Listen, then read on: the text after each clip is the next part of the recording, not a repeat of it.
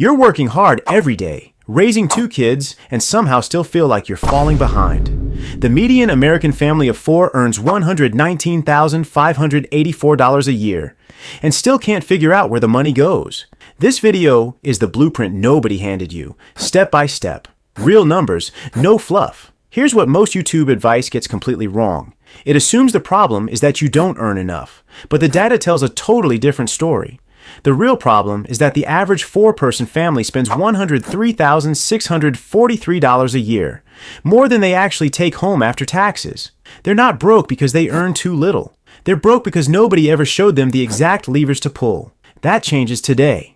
I've dug through the 2026 IRS limits, the Census Bureau data, the BLS consumer expenditure numbers, and I've mapped out a step-by-step wealth building path specifically for a family earning between $75,000 and $120,000 a year.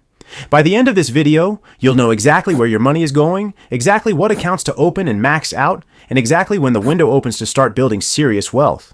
We're talking a realistic path to $1 million, built on income you already have. Let's start with the number that changes everything. You think you earn $119,584? You don't. Not really. Here's what actually happens to that money before it ever hits your checking account. In 2026, the standard deduction for a married couple filing jointly is $32,200.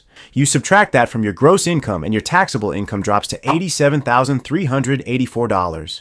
The federal tax on that amount is roughly $10,500, but then you have 2 kids. The child tax credit in 2026 is $2,200 per qualifying child under 17. That's $4,400 that comes directly off your tax bill. Not just your taxable income, your actual bill. So your real federal tax owed?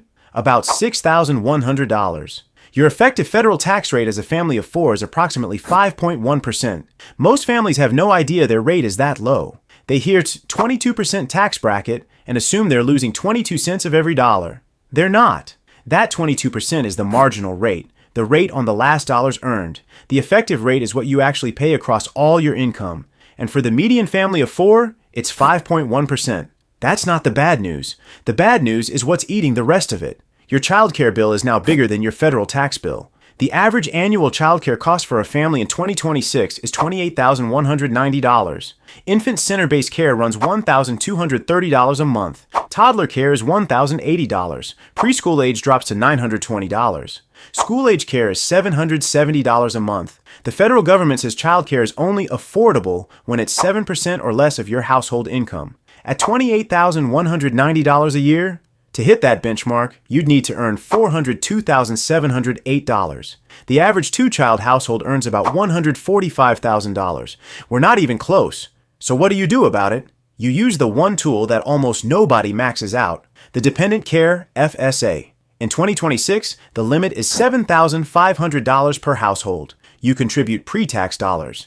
At a 22% marginal rate, that's $1,650 in immediate tax savings on money you were spending on childcare anyway. It costs you nothing extra. You just redirect dollars you were already spending through a pre-tax account instead.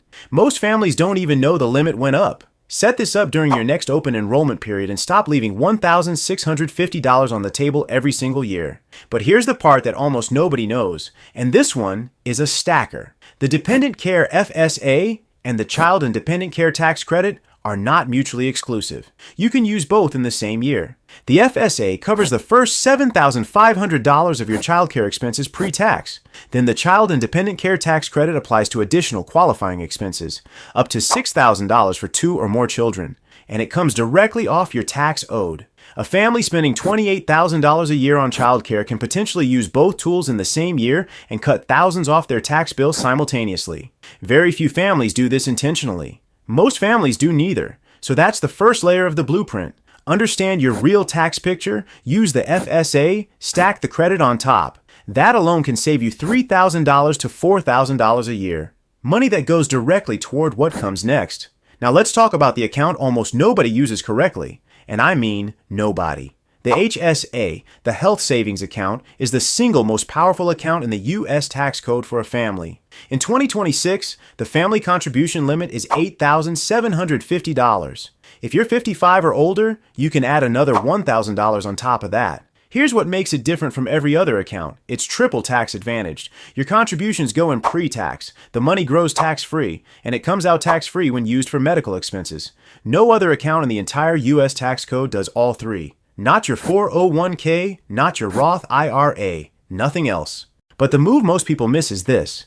Invest your HSA instead of spending it. Pay your medical bills out of pocket when you can. Let the HSA grow untouched. After age 65, you can withdraw for any reason, not just medical, and you just pay ordinary income tax, exactly like a traditional 401k. A family that maxes the HSA from age 35 to 65 at $8,750 a year, invested at 7%, accumulates over $880,000.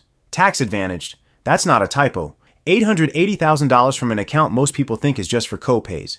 That's important. But if you don't also build the full contribution stack on top of it, you're still leaving a massive amount of money on the table. Here's the full picture. For a dual income family of 4 in 2026, the total legally available tax advantage space looks like this. Each person can contribute $24,500 to their 401k. 2 people, $49,000.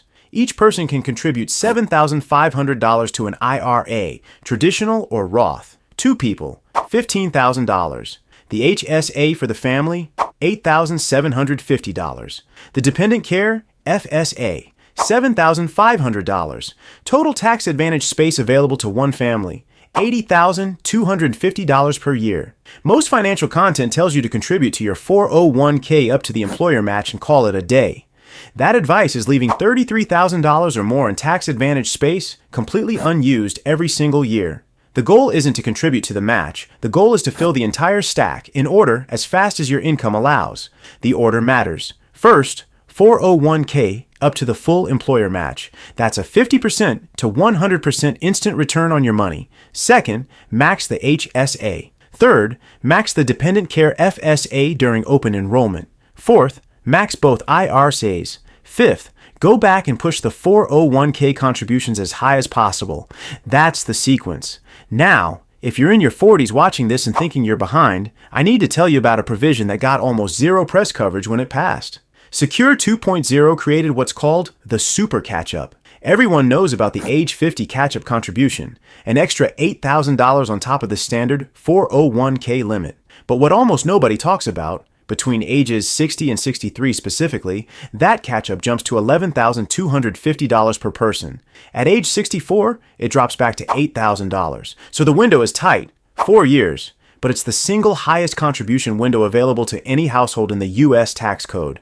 A couple, both aged 60 to 63, can each contribute $24,500 plus $11,250 to their 401ks.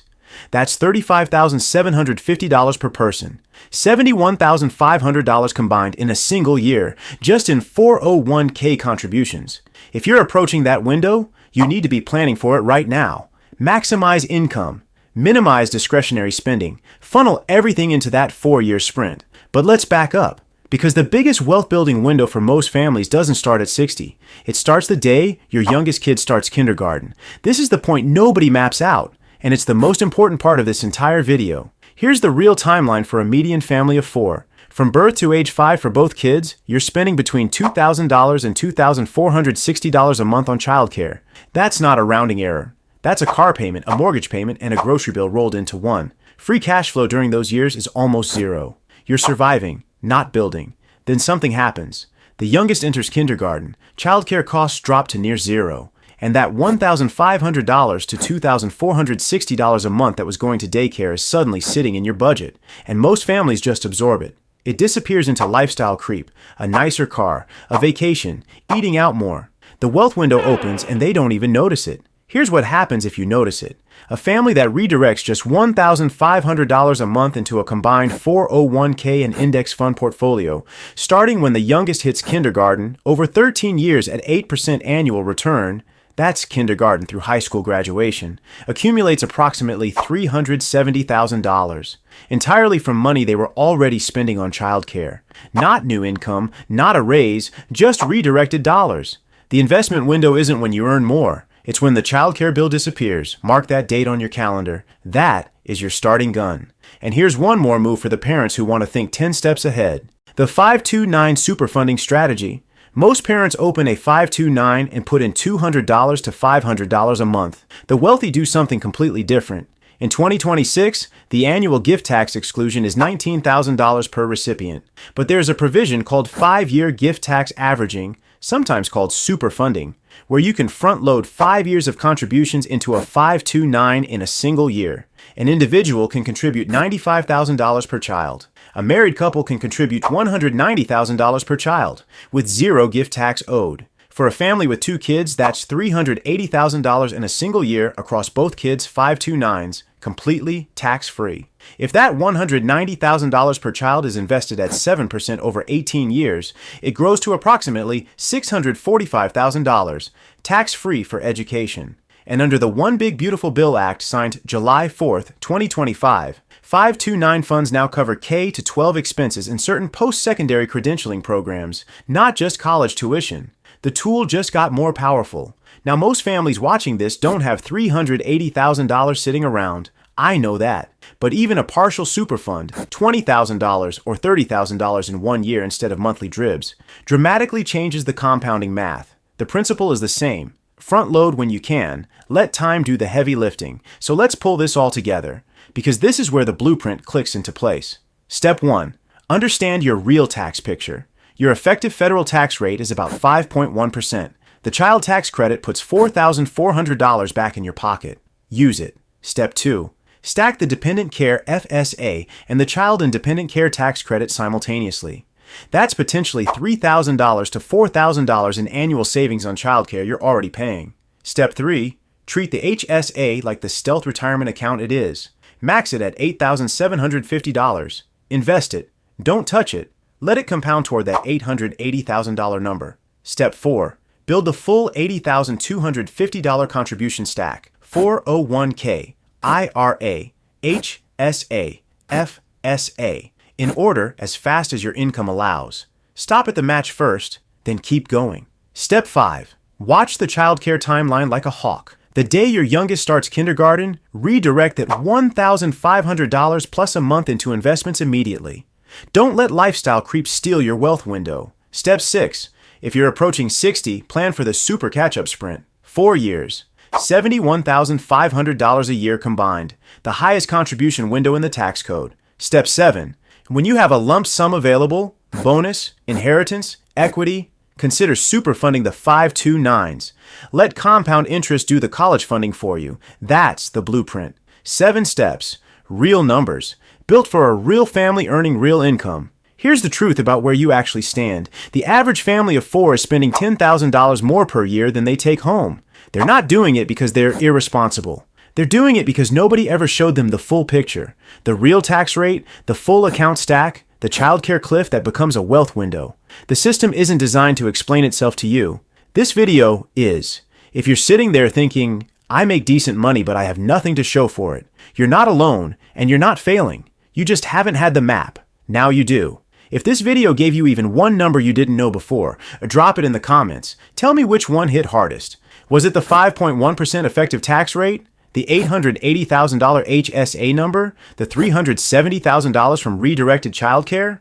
I read every comment and I want to know what landed. And if you want to go deeper on any one of these steps, the HSA investing strategy, how to actually build a budget that frees up cash flow, or the exact order to pay off debt while investing, those videos are right here. Each one is built on the same framework, real numbers, real families, no fluff. Subscribe if you want more of this.